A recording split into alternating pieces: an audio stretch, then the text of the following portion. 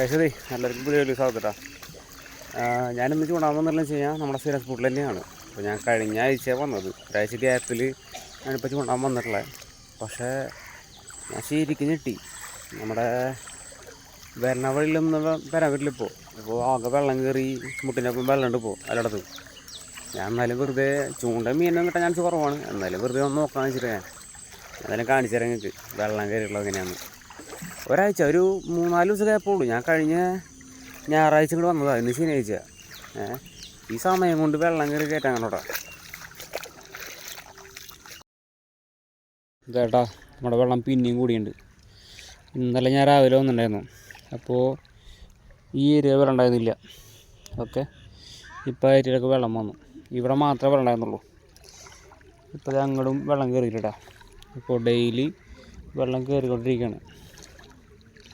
Okay, അവിടെയൊക്കെ വീട്ടുകാരുണ്ട്.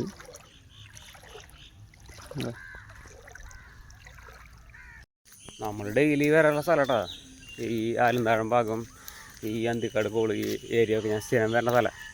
അപ്പോൾ പെട്ടെന്ന് ഒരു 4 ദിവസം ഗ്യാപ്പിൽ വന്നപ്പോൾ ഇവിടെ ഞാൻ വിചാരിച്ചില്ല ഇത്ര വെള്ളം കയറുന്ന ഞാൻ വിചാരിച്ചിട്ടുണ്ടായില്ല. വണ്ടി പോകുന്നത് എനിക്ക് ഉറപ്പായിരുന്നു. പക്ഷേ വണ്ടിയൊന്നും പോവില്ല, വണ്ടിയൊക്കെ പകുതി മുങ്ങി പോകും. ഞങ്ങൾക്ക് ഭയങ്കരമായിട്ട് അറിയുന്ന ആൾക്കാരെ ശരിക്കും കിട്ടും.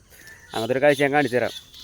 പിന്നെ നിങ്ങൾ ഈ വീഡിയോ കാണുന്ന ആൾക്കാർ ആലന്താഴ് അമ്പലത്തിൽ വന്നിട്ടുണ്ടെന്ന് അറിയില്ല, വരാഹി ക്ഷേത്രം അവിടേക്ക് വന്നിട്ടുണ്ടെന്ന് അറിയില്ല. വന്നിട്ടുള്ളവരാണെന്നുണ്ടെങ്കിൽ ഇപ്പോൾ വെള്ളം കയറിയിട്ടുള്ള ലെവൽ എനിക്ക് മനസ്സിലാവും എങ്ങനെയാണ്.